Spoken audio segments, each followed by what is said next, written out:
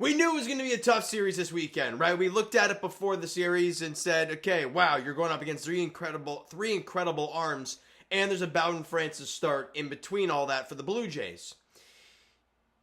However, getting swept wasn't on the bingo card for me. I thought they were going to take one. I was hoping they maybe squeak out a second game. In the end, the Blue Jays get swept by the Philadelphia Phillies. One of the better teams, if not the best team in the National League. You look at that roster. You look at that rotation, dominant. Offense, dangerous, even without Bryce Harper. They just got all kinds of tools. Their bullpen's great. Maybe they could use an arm or two, maybe come playoff time, but that's the trade deadline type of acquisition for them. They're a damn good team.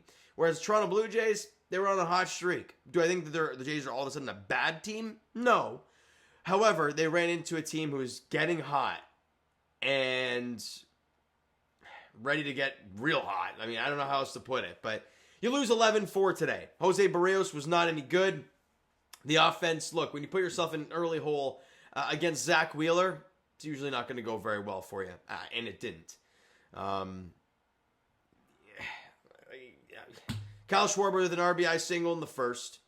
Alec Bohm with an RBI single in the third. You're down 2-0. Then in the fourth inning, Otto Kemp hits an RBI single. Max Kepler comes in to score. You're already down, right? You're already down 4-0 at that point. Alan Roden hits a sac fly in the fifth, and Nondin Clase with a little infield single. Zach Wheeler fires an error across the field. The first wasn't scooped by the first baseman. Ernie comes in to score. You've cut the deficit in half. It's now 4-2. And I'm thinking, okay, it's only the fifth inning. You have time. But then in the next half inning, Alec Bohm hits a 2-run shot off of Jose Berrios. In that same inning, I believe it was, that is when Alan Roden crashed face first into the wall, made an incredible catch. Somehow his face was okay. And then the eye black was left on the wall. That's how flush he hit that thing. That was crazy. But then the bottom of the sixth inning off of Eric Swanson, who I just think, I mentioned a DFA candidate for Chad Green. Yeah, have this guy going as well.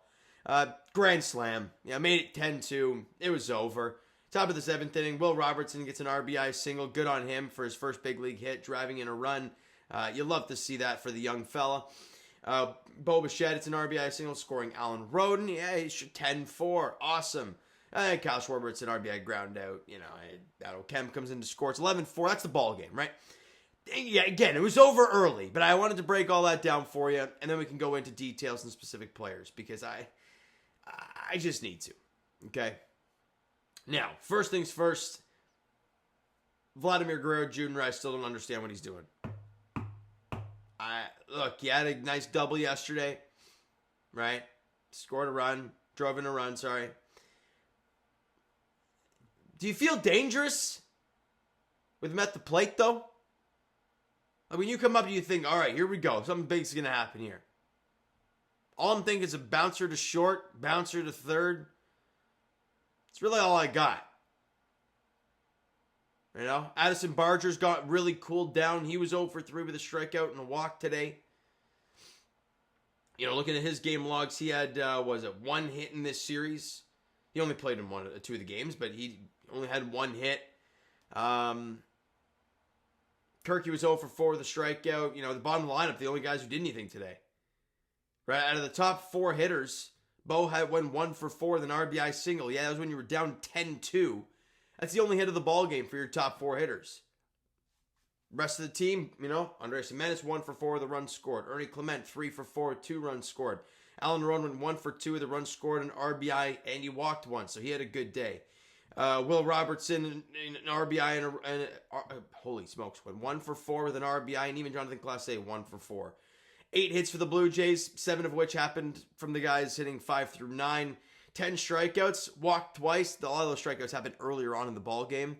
But the story of the ball game, regardless of the offense, it was Jose Berrios. I don't know if I mentioned in the video or whatnot, but the advanced stuff hasn't been liking Berrios this season. He has an expected ERA of like 4.5. Yeah, the ERA was like 3.30 going into play. Good stuff. The expected wasn't great. Going up against good offense, 4 2/3, 9 hits, 6 runs, all of which were earned. Didn't walk anybody, struck out 5, and allowed a homer. So it was not a good day at all for Jose Berrios. Mason Flaherty went a third of an inning, allowed a couple hits. Eric Swanson. Okay, this is where I wanted to go next. And this is where the main part of the video is going to be. And I'm going to wrap it up pretty much right after.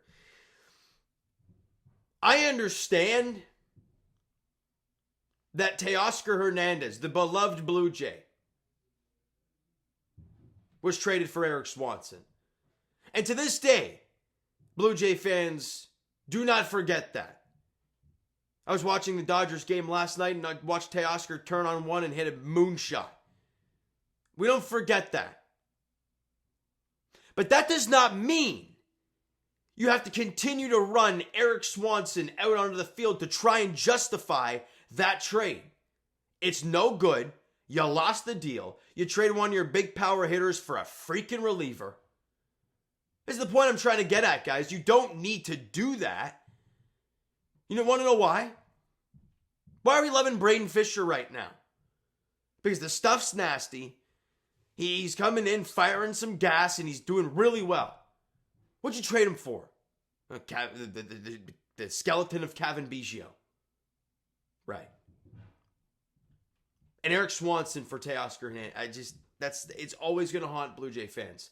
That one will always haunt this team. 2/3 an inning, 2 hits, walked 2, a lot of grand slam. He's pitched what? What is it now? 5 1/3 innings. He's got an ERA of 15. It's not pitchable, guys. It's not pitchable. He's allowed 2 homers. In those 5 1/3 innings pitched, he's allowed 9 runs, a whip of 2.5. I get it. He's only pitched at 5 1/3 innings. He goes out there and has 3 good outings that could drop. But look at the numbers. Last year, they were no good. Even the raw numbers back in 23 weren't great when he was traded to the Blue Jays. Seattle never used him in leverage. Why? Then we acquire him. He does well. But then there were moments where he really struggled. And overall, sure, it was a decent season in 23 at a whip of 1.1 on a sub-3 ERA. Strikeouts were great. Last year was terrible. We blamed it on the spring training stuff where, unfortunately I think it was his son went through that horrific accident, and thank God he was okay. But went through that. Spring training was really nothing for Eric Swanson. Now, I don't believe Eric Swanson really had much of any spring training again this year. But it's at a point now where we can't keep these excuses up and keep running them out there. You just can't do it. Same with Chad Green. I'm going to leave it there. Spencer Turnbull, no good in his 2 1/3. Allowed 5 hits and walked 2. Somehow only allowed 1 run. All right. We move on, I guess. We have an off day tomorrow. Starting Tuesday, the Jays are at home against the Arizona Diamondbacks at Rogers Center. Game 1 is Brendan Pfaadt versus Chris Bassitt at 7:07. Game 2 is Eduardo Rodriguez versus probably the Eric Lauer start in there. And then Ryan Nelson versus Kevin Gausman as a 3:07 first pitch is the finale there, all right? And then you get the White Sox for a weekend set. You know what I mean? You got to find a way to get some wins. The Diamondbacks, I believe they've been playing well recently, right? They've 6-4 in their last 10. They lost their last one, but overall they've been playing decent recently. To find a way to take 2 or 3, bring the White Sox in, do a job against them, get back on the right track. Sweeps are going to happen. Bad stretches are going to happen, but it's how long they are and how you bounce back. All right, so you know what, guys? That's going to do it for this one. If you enjoyed the video and not this game, hit the like button to appreciate it. Hit the subscribe button. You guys not done so already. Comment down below your thoughts on the video, thoughts on the game. What'd you like, what'd you not like from today's game for the Toronto Blue Jays? Twitter, Discord, Instagram, TikTok, all that stuff is down below. Let's follow up there if you haven't done so already. And I will talk to you guys. Of course, I'll be here. Jays Edition Tuesday night as they host the Arizona Diamondbacks in Game 1 of the 3-game set at Rogers Center. Brendan Pfaadt versus Chris Bassitt. Got to find a way. Get back in the win column, all right? So thank you guys so much for listening and watching. I hope you enjoyed the video and not this weekend series at all. And happy Father's Day to all the dads out there. We'll talk to you guys then.